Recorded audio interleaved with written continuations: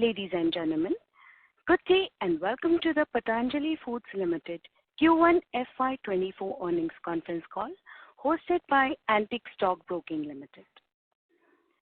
This conference call may contain forward-looking statements about the company, which are based on the beliefs, opinions, and expectations of the company as on date of this call. These statements are not the guarantees of future performance and involve risks and uncertainties that are difficult to predict. As a reminder, all participant lines will be in the listen-only mode, and there will be an opportunity for you to ask questions after the presentation concludes. Should you need assistance during the conference call, please signal an operator by pressing star then 0 on your touchtone phone. Please note that this conference is being recorded. I now hand the conference over to Mr. Dheeraj Mistry from Antique Stock Broking Limited. Thank you, and over to you, Mr. Mistry. Yeah, hi. Good morning, all. So, on behalf of Antique Stock Broking, I would like to welcome all participants and thank management of Patanjali Foods Limited. We have with us Mr. Sanjeev Asthana, CEO of the company, Kumar Rajesh, CFO, and Chintan Kotak, IR. Without further ado, I would like to hand over call to the management. Over to you, sir. Thank you, Dheeraj. And ladies and gentlemen, good morning. Thank you for joining us today for Patanjali Foods earnings calls for Q1 financial year 24. I am joined by the company's CFO, Mr. Kumar Rajesh, and Investor Relations Advisor, Strategic Growth Advisor, ASG. We have uploaded results and press release on the stock exchanges as well as on our company's website. I hope everyone got an opportunity to go through it. We would like to touch upon a few key developments on the company and the industry, post which we will have question and answer session. I'll start with the commentary. Despite the negative macroeconomic environment in Q1 financial year 24, Patanjali Foods Limited demonstrated a sustained performance across all the financial matrices. Performance of our FMCG segment has been particularly impressive. Our business is going through a tactical shift by focusing on the high-margin FMCG segment. After a stellar performance in the last quarter and FY23, we are on way to continue to build on our FMCG growth journey, coupled with the expansion of our legacy businesses and oil palm plantation business. As we navigate the ever-changing business landscape, it is our strategic choice to place a strong emphasis on several key factors to ensure sustained growth and success. First, we recognize the significance of enhancing our product portfolio to be closely aligned with the evolving consumption trends in the country. Additionally, gaining a larger market share is vital, and we aim to achieve this through a two-pronged approach of continuous innovation and effective distribution. Our focus on innovation has been a key driver of our success. In line with our commitment to becoming a leading FMCG company of India, we have introduced several new products under our premiumization drive that cater to the evolving consumer preferences in the last few months. We have made some launches, and allow me to take you through the same. During the quarter, we have revamped our nutraceutical offering and launched branded dry fruit products. Talking about a few more initiatives that we have, Nutrela is one of our strongest brands, evolving as an umbrella FMCG brand for us. The brand extension has been initiated into millet-based food products under Nutrela Max Millet sub-brand. The newly launched includes Ragi Choco cereal, whose pilot launch has received good response with nearly 15% repeat order. And this is just about in last 45 days we have seen in the previous quarter when the launch was done. So it's positive. In nutraceutical business, we have reworked on the complete branding of our sports nutrition products under Nutrela Sports brand with better packaging and overall offering. The new launches comprise of 6 products with 19 SKUs. Our nutraceutical products include whey protein, vitamin capsules, hormone balancing products, collagen builder, orthocare, and many other supplements. Nutrela Sports aims to tap into the surging demand in the Indian sports nutrition industry. We have entered into the premium dry fruit market through our launch of Nutrela Max Nuts, which includes premium quality almonds, cashew, pistachio, and walnuts. Through our strategic tie-ups with some of the renowned names such as Wonderful Foods, world's largest player in pistachio, and Mariani Nuts, amongst the largest players in almonds. and walnuts. We are providing premium, superior dry fruit products at affordable pricing. Our target is to clock a revenue of 1,000 crores in the next 5 years for branded dry fruit category. Patanjali is a leading player in the biscuits industry. The quarterly revenues of biscuits have grown from 276 crores last year to 381.16 crores this year, with a 38.1% year-on-year growth. Last year in biscuits, we clocked a revenue of over 1,200 crores, and we aim to cross 1,500 crores this year. Further, to drive our vision for our biscuit segment forward, we have launched the premium range of biscuits of 7-grain, ragi, and digestives, along with the dry fruit lots that we have done. Our new FMCG products offer consumers healthier options without compromising on the taste, while reinforcing the principles of Patanjali brand. Further, it helps us market not just as a mass brand, but also cater to a niche premium segment. Looking ahead, our vision for the future revolves around transforming into an all-encompassing FMCG brand with multiple offerings to the consumers. As we embrace a multi-channel growth approach, we have set our sights on expanding beyond borders, and especially to tap key international markets such as UK, US, and Canada, and Middle East. Moreover, we will prioritize building a robust presence in the modern trade outlet, enhancing our e-commerce capabilities to capitalize on the growing online consumer base. By staying attuned to consumer needs, continuously exploring novel avenues, and providing quality products, we are optimistic that our offering shall have positive response from the market, improve the margin profiling of the company, and strengthen our position in the foods and FMCG space. Further, going to the next business, in our oil palm plantation business, which is advantageous for the country, the farmers, and the company equally, we have already planted nearly 10 million palm saplings and are planning to plant additional 10 million plant saplings in the next 3 years. And this is for the entire company.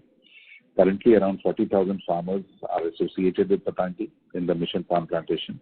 In the coming 5 years, we are expecting more than 4 lakh farmers will join hands for the mission oil palm plantation business. Before we talk about company's performance, I'm happy to share that we have delivered on our promise of meeting the minimum public shareholding norms, as one of our promoters, Patanjali Ayurved Limited, offloaded 7% of its holding to an OFS, which received an overwhelming response from the FIIs, QIBs, global funds, HNI, and the retail segment.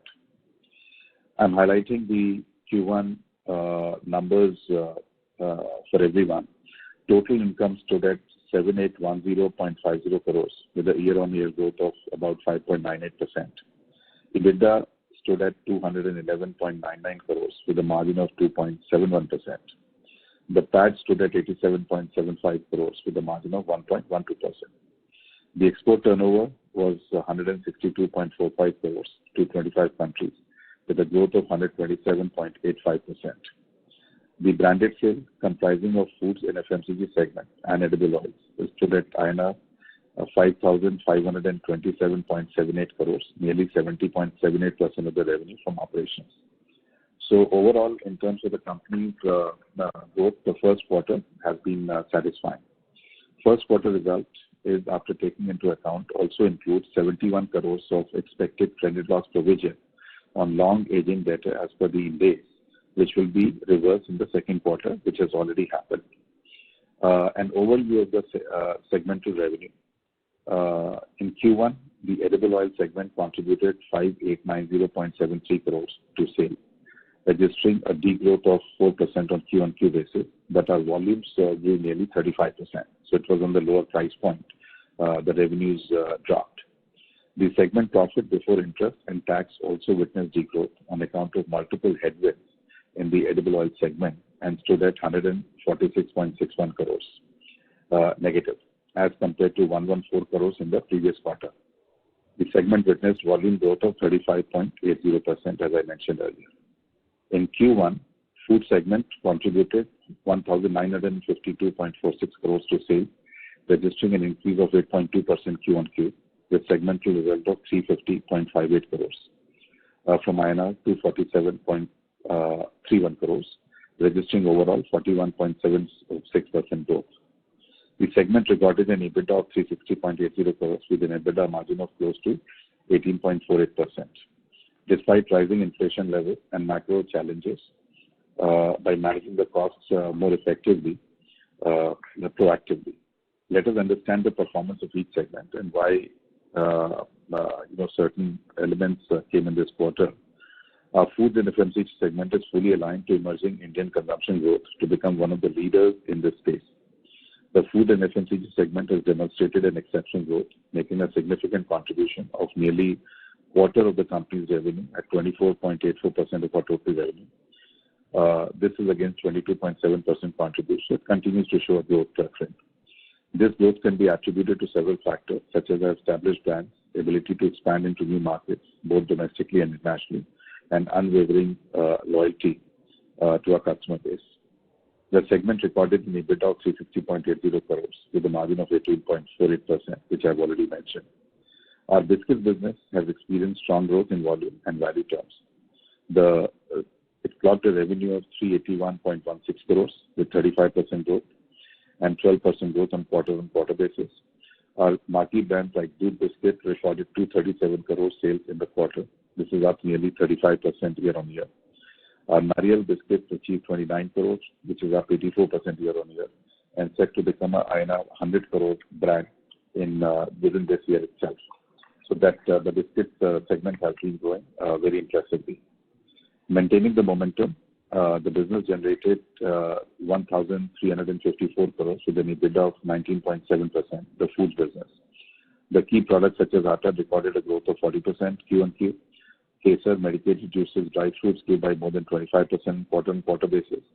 On a sequential basis, nutraceutical business picked up steam and generated a decent revenue of 62 crores. The company is aiming to have its nutraceutical business to be closer to 2,000 crores in the next 5 years, but we have a lot of tasks that on hand to continue maintaining the growth momentum that now has started gaining traction. The edible oil segment is the one which is important in this quarter for the reasons on the slippage in the income. It contributed to nearly 75% of our total revenue. Despite a 4% decline in edible oil income, the year-on-year growth due to lowering of prices, it has happened. We have seen strong volume growth of 35% year-on-year. This quarter, our volume increased by 1.4 lakh metric tons compared to last quarter and stood at 5.5 lakh metric tons. Our premium oil volumes grew by 93% to 5,700 tons. And our monthly edible oil volumes are the largest ever. We nearly did 1.5 lakh tons of volumes. The edible oil industry is known for its volatility. It poses certain unpredictable challenges. It's significantly influenced by multiple macro factors, which has led to do with India, but includes geopolitical situations, wars, seasonal behavior, the monsoons, and global markets. In the month of April and May, the cash and future price, just explaining what exactly occurred in the edible oil segment. In the month of April and May, the cash and futures price on BMD and CBOT exchanges, the overseas exchanges where we hedge, the oil and oil palm and soya oil markets were moving very much in tandem and in line.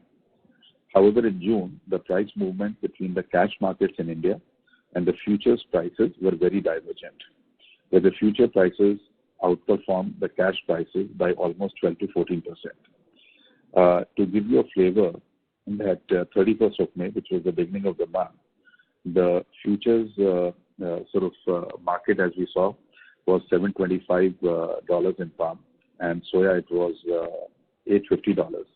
A month later, the palm prices from $725 moved to almost $855, and soya prices moved from $850 to $1,040.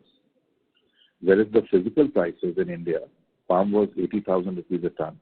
It just moved to 83,000 rupees a ton. Soya oil was 82,000 rupees a ton. It moved to just 90,000 rupees a ton. And sun, which was 81,000 rupees a ton, it moved to 86,000 rupees a ton. So what occurred was that the normal gain against the hedge, which should accrue on the physical positions in India, actually did not accrue as much. But the futures prices, on account of the hedges that we had taken, because there was a drop in prices of overall almost 10%, there we lost money on the futures prices. So this has been one of the major reasons in terms of as a factor which has had an impact in terms of the oil P&L. We kept churning our position in terms of the good systems, good practices that ought to be followed. And this has an impact both in terms of the book losses as well as in the mark-to-market carried forward losses that we had to face. From July 1st onwards, the markets have been relatively normal as far as palm prices are concerned. However, the prices have moved, and the prices have moved in tandem with almost 2% down on both the platforms. Soya prices have been erratic, with CBOT rising nearly 6%, and the cash prices in India remaining pretty much flat. The company continues to strategize on an ongoing basis. We move our positions around to keep aligning it to the marketplaces. Our risk management systems are very robust and very strong. We build up the hedges as and when the market goes up. The company has maintained a hedge ratio of nearly 30% of the overall position, and we continue to remain confident that what has occurred in the quarter one would get neutralized over the next 3 quarters, and the business has to be viewed in those lines. Our oil palm plantation business, which is largest in the country, is also performing exceedingly well. The total revenues have been almost 278 crores with an EBITDA margin of 16.44%. During the quarter, we signed MOU with Government of Telangana for establishing an oil palm integrated park with a seed garden, R&D center, a state-of-the-art palm oil refinery.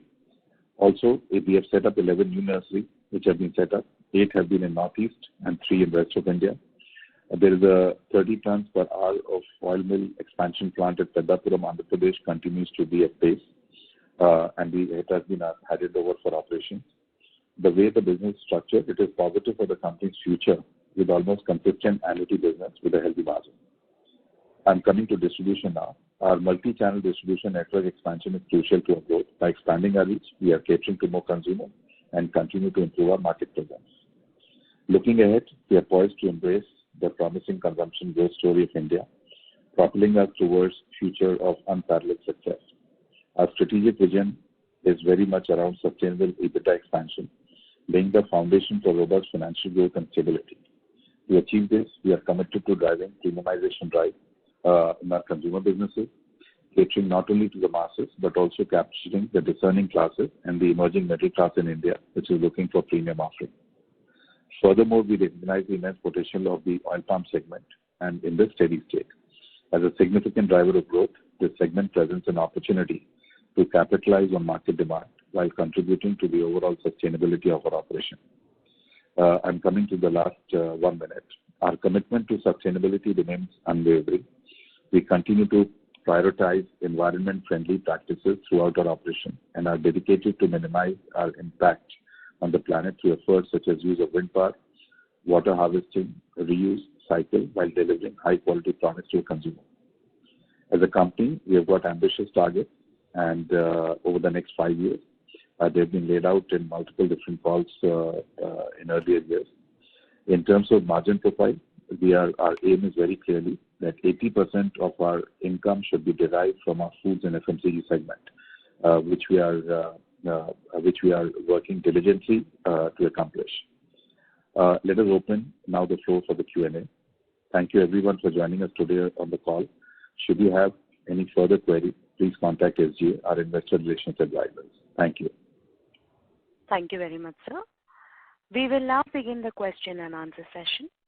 Anyone who wishes to ask questions may press star and 1 on their touchtone phone.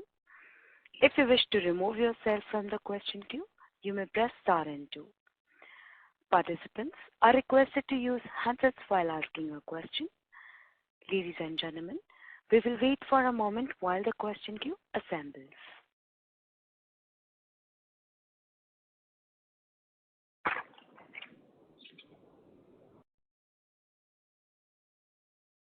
Participants may press star and 1 to ask questions.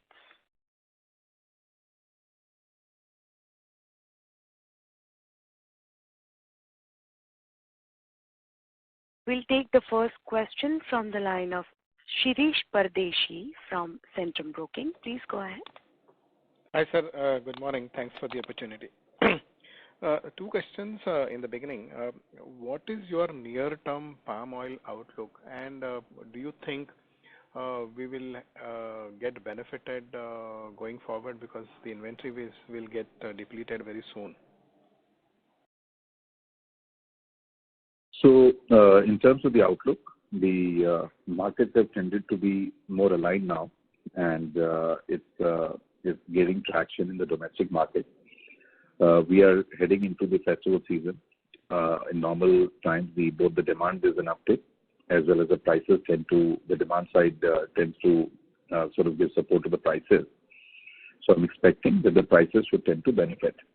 And in the palm oil segment, we are already witnessing a surge in industrial usage because the Diwali demand, typically the festival season demand, tends to be advanced by nearly 45 days.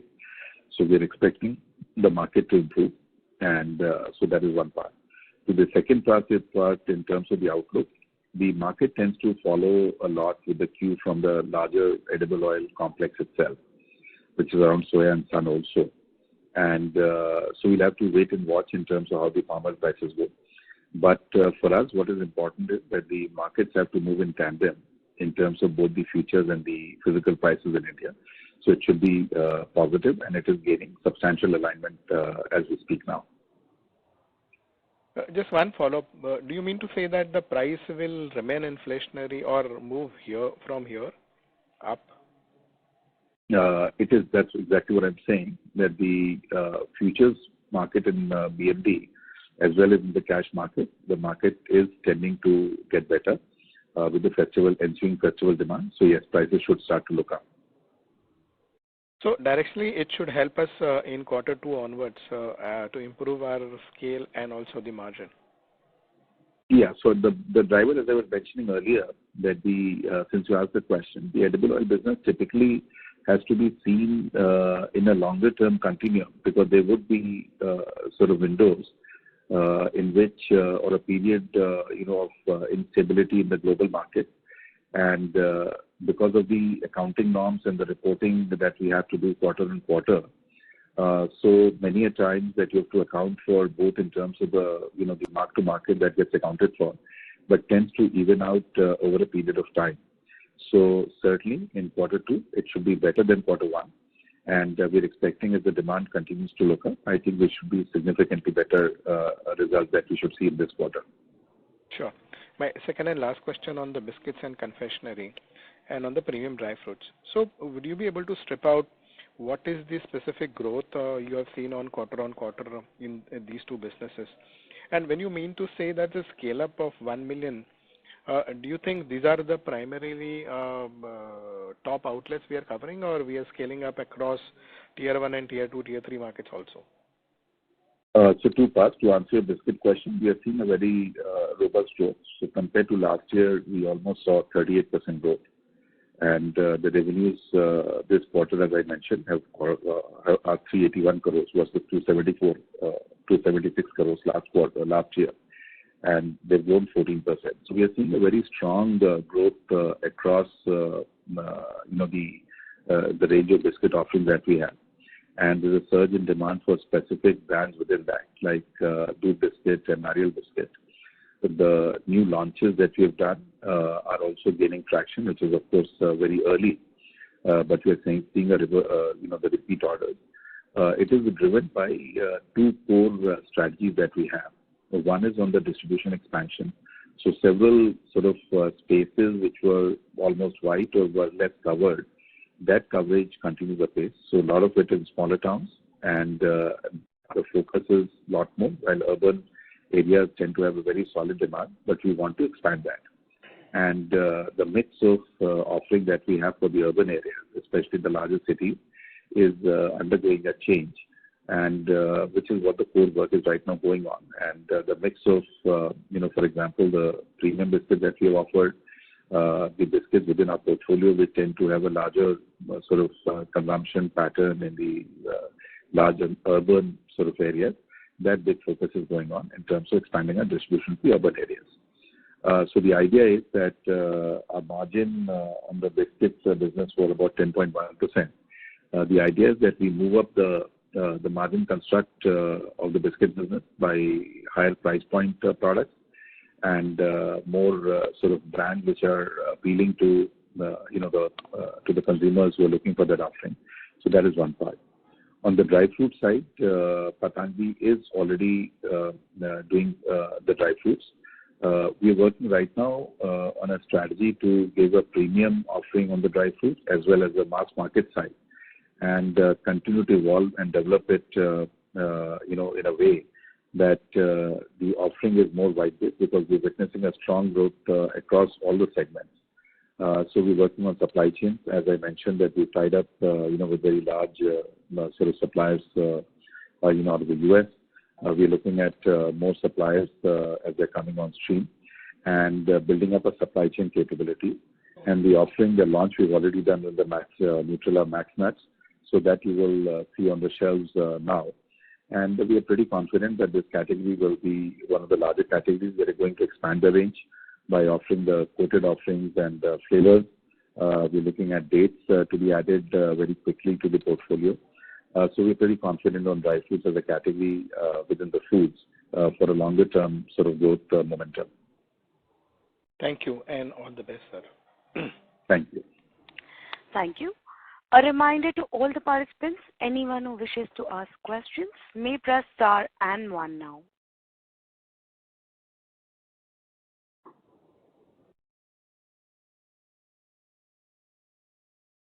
We'll take the next question from the line of Akhilesh Bagri from an individual investor. Please go ahead. Hi, thanks for the opportunity. Initially, I would like to congratulate you and the team for a very healthy performance on the foods business. But unfortunately, this edible oil business seems to extend a lot of volatility in our numbers. So I wanted to get your thoughts on what synergies exist between the edible oil business and our foods business, and whether these businesses could be separated going ahead, because every now and then, in some quarter or the other, this business may take away the attention from the performance of the food business. Yeah, no, that's a great question, and I just want to highlight that edible oils as a business is a good business, and because of the reporting, the sort of timelines, that the companies have to follow every quarter end, which I sort of spoke during the call also. So many times there's a lag between how the markets respond and where the markets are headed. So, for example, that if the prices are rising, the domestic, and there are three elements to the way prices operate. One is the domestic Indian market prices that we have. Second is the international market, the physical market from where almost 70% of countries' requirements are imported. And third is how the futures market behaves. Because of the lag in the sort of timing of each of them, there might be windows in which the market may give you a shock. Market may sort of tend to give you a lower, sort of by the margin, or maybe also may mean a negative sort of performance. But it evens out over a longer term window always. So as I mentioned in my call, that the performance of Q1 will certainly tend to even out. We are pretty confident that we'll meet the objectives that we set out for the edible oil business. But coming back to the more important question, that does it fit into our foods business strategically? It does very well, because there are two parts. There's a lot of commonality of distribution that we have in the urban areas, while a lot of oil sells to Kirana stores and sells to B2B. But our 80% business of ours is almost in the branded form. And most of the brands are selling through where India consumes, whether it's the modern trade, whether it is e-commerce in a smaller way, or it is the Kirana stores, or multiple different channels through which the oils are selling. So there's a lot of synergy that we have between the two. And both in terms of the return on capital that the business generates, in terms of cash flow that it sort of allows us, the strength company has, and the way we have been growing, because there's a lot of consolidation which is happening as well. So our growth momentum on volume terms of nearly 30% plus that you've seen. Typically, Indian market is growing between 3 and 4%, or 3 and 5% occasionally. So our growth, which means that we are taking the share away from smaller players.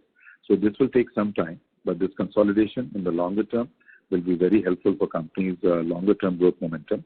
So I feel that not only should we stay with the business, but we should continue to expand and make it a more predictable one. Thank you for your answer. Going, on the same topic, could you also elaborate between the linkage between our oil palm business and the edible oil business as follows? How much percentage of the overall edible oil business is from palm oil? And as on date, how much percentage of the palm required for that business are we getting from our, own nurseries and our own palm plantations? Sure.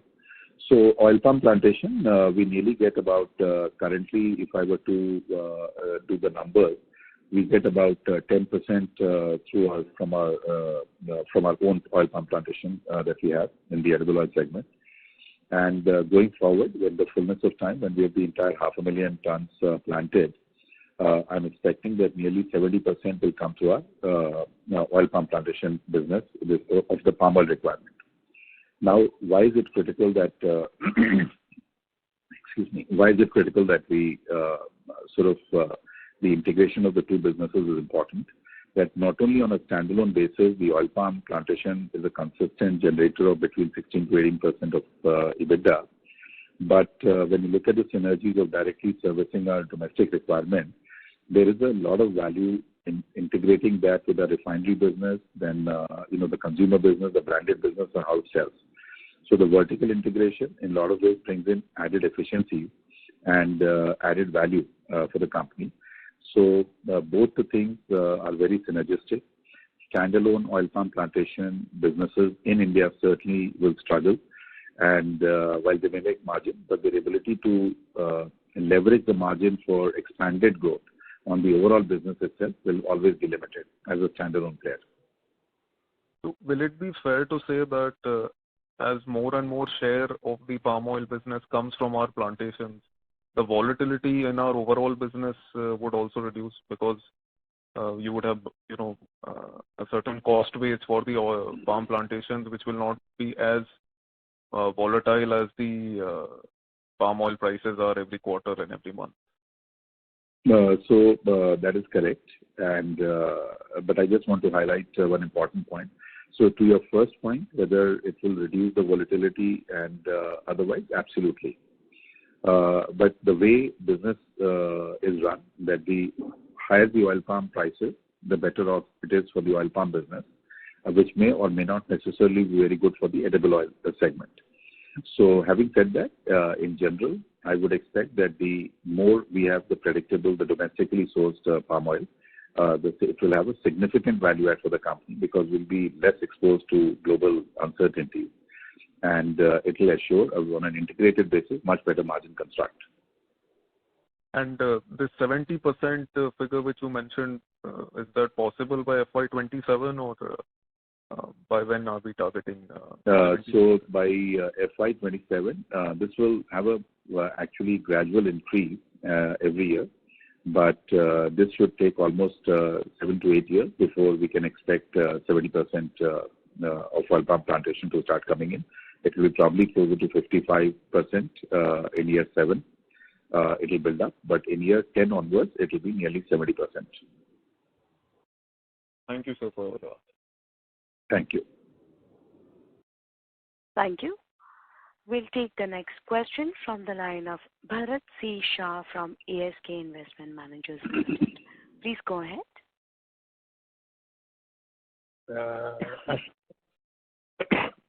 Mr. Shah, I have unmuted your line. Kindly proceed. Yeah. Asanaji, continuing from the previous question,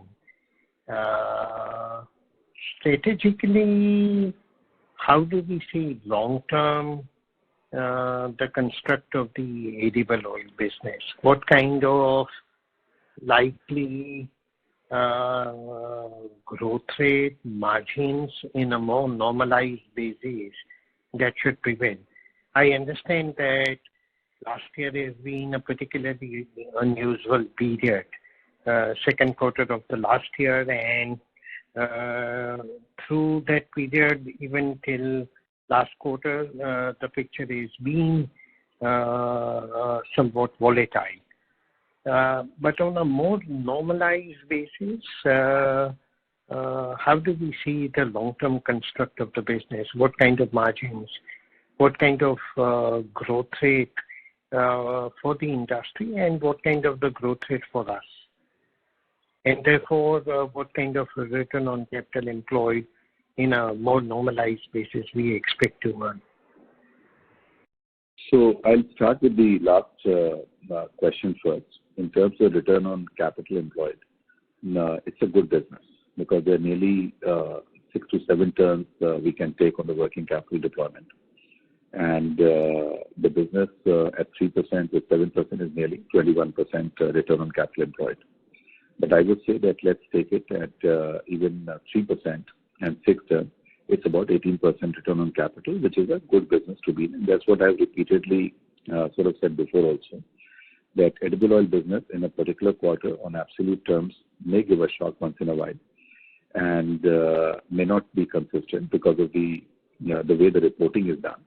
But overall, from a return on capital, from the distribution structure that is in place, from the opportunity of a steady cash flow that it provides, and our long-standing strength in this business of a long legacy of Ruchi Soya, erstwhile Ruchi Soya, and now Patanjali Foods, the consolidation in the industry because of the larger working capital sort of requirement that the edible oil business has, the need for brand and distribution, having large teams, etc.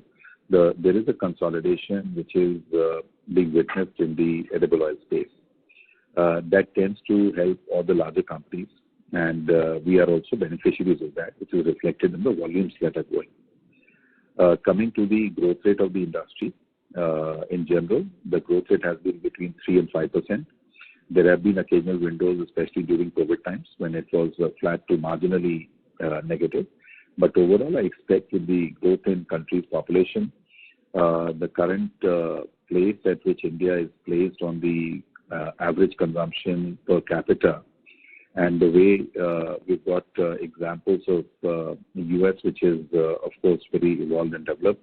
But if you were to take China as well, and there is a substantial sort of headroom for growth in the edible oil segment. And we wish to grow, and so we are not growing the volumes at the cost of profits. So we want to keep a pace on the volume terms, and which is why you would notice that the longer term revenue projections and all that, we are neutralizing the edible oil revenues and only looking at the volumes and ensuring that our FMCG businesses tend to are the ones which are focused in terms of the revenue growth. The margin construct, as I've repeatedly said, this business is good for between 2 and 4% of margin. And in a good quarter, it can be 4%. We've earned up to 8 and 10% also, but those are outliers consistently for 2 years when the markets were on a growth momentum overall worldwide. We also benefited. And there have been periods when the market, we've lost money also. But overall basis, it would be safe to assume that in a year's time, between 2 to 4% is a good number to go with. And even this quarter, the change that you saw and a drop in margin, we are reasonably confident of covering it back during the year. So I would only urge, the way we look at businesses, that we would work on the strategy, not forced by the quarter-end sort of numbers what are coming out, but ensuring that the predictability of margin over a period of time is ensured, that we don't have any major shocks in how we manage the business. Right. No, so I was looking at over last 11 quarters of the margins. So clearly, what you're saying is right. Last year, second quarter was the one which was a rude shock where the margins were badly impacted and were negative. And the first quarter of the current year has been a second period. So in the 11 quarters that I've seen, that has been the case. I presume these last 1 year probably is more unusual. And on a more normalized long-term basis, this kind of high frequency fluctuation probably is not the normal character of the business. Am I right in understanding that? So that is absolutely right. The last year, Q2, was unprecedented. It was nearly it happened after 3 decades, this kind of volatility, which was not witnessed before. And all the global players, I mean, the best of companies globally, the largest companies in the world, got the shock, in terms of the way markets reacted. And it was very little in control with the companies could have had. The actions on regulatory actions in Indonesia, the war in Russia, Ukraine, etc., it happened. Even this quarter is pretty exceptional because with the pace at which the futures market tended to move up, and the domestic markets on account of supply and demand were at a lag. This happened, but I would say that these are more instances of certain windows in which this may occur. But in normal course, over 3 years, you would have seen, companies perform like Patanjali Foods itself, that we did not have any particular quarter in which there was such an unprecedented change in the markets moving in very divergently compared to each other. So there tends to be some bit of correlation. The correlation in certain windows is very strong. In other windows is less strong. But that is a part of the science of managing the business and also the art of managing the business and the experience that comes in. So we feel pretty comfortable in where we stand right now and feel reasonably comfortable to say that by the year end, we should have normalized this first quarter result and should be pretty much on pace for the growth plans that the company has. I see. Which means if you have to make a long-term kind of a model of the business, then industry growth rate about 3 to 5%. Our record and our ambition is to do better than that. So maybe presumably 5 to 7%. Will that be a fair number for our growth rate? That's right. So if it is 5 to 7% growth rate, with the margins normally ranging between 3 to 4%, in fact, in year of fiscal 2021-22, each of the quarters that I saw, the margins were in excess of 4%. So let's say we take 3 to 4% kind of a margin, and with a scale over a period of time, some amount of maybe improvement. Therefore, return on capital employed at 7 times turn should be somewhere in the vicinity of 21 to 28%. Will that be a kind of a fair summary of long-term future? Plus the fact that we will be integrating our own palm oil more and more into the mix. And therefore, even if there is some volatility at some stage, there'll be, let's say, corresponding neutralizing factor in the internal palm production. So, relative more stability going forward and margin construct in the ROC in that band. Is that kind of a picture we can kind of build into the model? I would say that that would be the fair reflection of the numbers, Bharat. And we are pretty convinced that, and not just convinced, that the business has intrinsic value for players who are large, for players who've got distribution, with infrastructure that we have built over a period of time, and the inherent nature of the business. So again, 21% return on capital, margin construct of anywhere between 2 and 4%. You are saying 3% is the midpoint. That's reasonable assumption to make.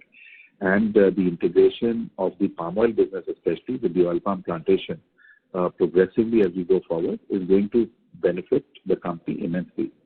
And this is something that we are striving for as well, to bring about that level of predictability that you speak about in terms of the business models. The only thing I would say here, the caveat is that there might be windows in which a month or 2 months or 3 months, 1 quarter in a year, which would give us some divergence in terms of the predictability, unlike an FMCG segment, will give us that change and which we have to deal and manage. I think that is the only part I would say. But overall, in a year's time, that if you look at a 12-month window, we should be pretty consistent with what you just now said. One last question. While talking, your voice was not very clear, so I did not probably fully understand. But you mentioned that there were some 71 or 72 crore of credit losses, and which have been reversed in the current quarter. Is that what you said? Can you explain that a little better? So what happened was that on account of the Ind AS standards, that out of our debtors, we had to take 71 crores of expected credit loss in the books. So our actual P&L should have been higher by 71 crores, but because of this reason of Ind AS and the regulations, we had to take that into account. So that was just an accounting entry that had to be done at the quarter end, which has been reversed in this quarter. We're expecting this change to be nearly between 63 and 65 crores, which is already written back in the books of accounts in this quarter. Oh, I see. So it was ECL based on Ind AS that you had written off. Expected. Yes. But I would like to clarify it. As per Ind AS requirement, we have to define the defined credit policy for the customers, and we have defined in the books a particular credit period for our customers. And you can say the payment has been received slightly delayed by 2 or 3 days, not on 30th of June. That's why, as per Ind AS requirement, we have provided the expected credit loss. This payment has been received in the month of July itself, and we are going to reverse it as per law, as per accounting standards. So this is the fact. Yeah. Thank you, Rajesh. Thank you, Astha. Thank you, Bharat. Thank you, sir. Thank you, sir. Thank you. Participants who wishes to ask questions may press star and 1. We'll take the next question from the line of Kuldeep Gangwar from ASK Investment Manager. Please go ahead. Just regarding this credit loss part, when you are recovering that number, it will be part of other income or any other line item? Rajesh? This is part of other income, basically included in the other. No.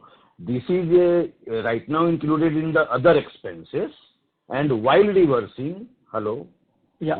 While reversing, it will include in the operational income, not in a part of other income. Operational income. Okay. Yeah. Second part, can you please provide the breakup of FMCG business sales and margin in the major subcategories in Q1 FY24? So Rajesh, you are giving, or I can give as well? You can give, sir. No issue. Okay, so it's a breakup of the FMCG business. In terms of the Nutrela, which is the soya proteins, it is 155 crores. There's a growth of 3%. In the foods division, we did 1,354 crores. Last year, of course, this business was not with us, so it is against that backdrop. The biscuits did a revenue of 381 crores. This is against 276 crores last year in the same quarter. And nutraceuticals did 62 crores in this quarter. And how was the margin profile across categories? So the margin profile in each category, in the soya protein business, we made 13% margin. This was at 20 crores of EBITDA. Food division, we did 266 crores, which was 19.71%. Biscuits, we did 39 crores. And nutraceuticals, we made 36 crores. And what should be the full year expectation overall from the FMCG business in revenue and the margin profile? It's pretty much on course for that. I think our target always, as we mentioned, is between 16 and 18%. We're doing right now better than that because there have been some positive wins that we've got. But overall, I think looks like that we might be closer to 18% plus than below that. Sure. And should we assume the Q1 FY24 sales of FMCG business can be annualized, like whether there is any seasonality in the business or it's a pretty much stable across quarters?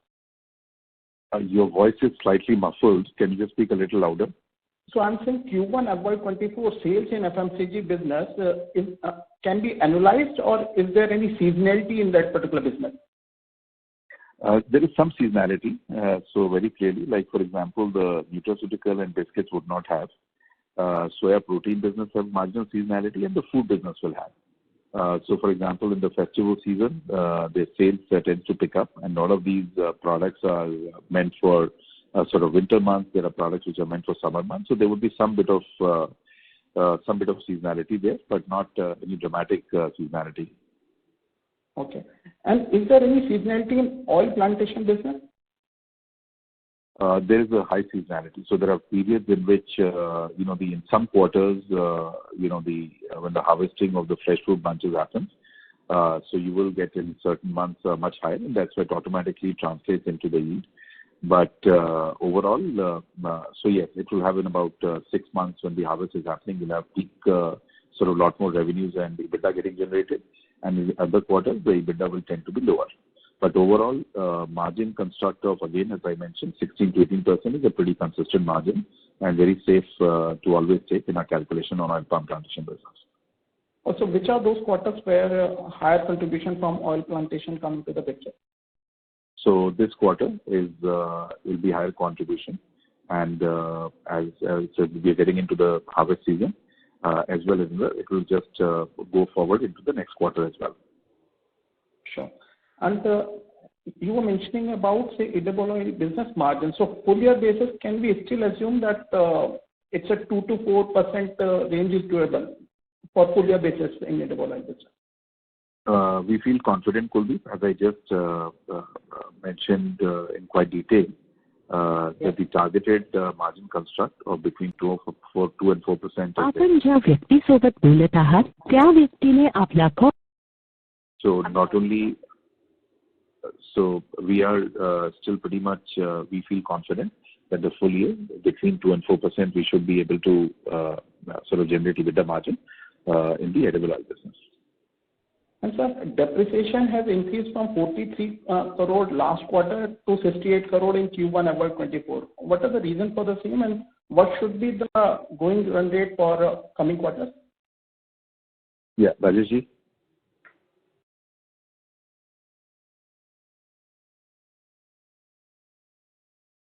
Rajesh ji? I believe he's on the other call right now. So. Okay, so I think the run rate typically has marginally gone up on the depreciation side because we've acquired certain other assets, and there the depreciation has been taken in this quarter. But normally, I think during the year, we should have close to about 170 to 180 crores of depreciation. I can, Kuldeep, get you the exact number. Right now, we're not sitting opposite each other. I am on the line. Okay, Kuldeep had a question on depreciation. Rajesh ji, this depreciation figure increased from 43 crore to 68 crore in Q1 FY24. So reasons and what we should expect going forward? Actually, this depreciation, we have made some alignment. The asset which are lying in our fixed assets register for pre-CIRP period was revalued during the CIRP period. Pre-CIRP period, and right now we have aligned this with the Companies Act. So depreciation has been increased by 28 crore for this quarter, and near about 10 crores of depreciation is additional in this quarter. So going forward, this will increase by 15 crore from the past quarters as compared to the past quarters. So coming quarters, 50 crore should be the run rate ballpark in next 2-3 quarters, right? Yeah. 15 crore will be increased. Okay, sure. And last bit, like distribution reach currently, and what should be the target in next couple of years? So broadly, we had, as I mentioned, that in our presentation earlier, that we currently have 1.5 million retail outlets which we reach directly in all the businesses combined. There is an indirect reach that we have, close to nearly 1 million retail outlets. And the target is that we are on continuous expansion path, as I mentioned, in the biscuits and nutraceuticals. So we're adding distribution outlets at the rate of nearly between 10 and 15,000 every month. And so that work is going on. Much larger part of the work is going on in the biscuits business. Nutraceuticals is more special, more sort of different strategies being followed. Our focus is a lot more on the e-commerce and D2C.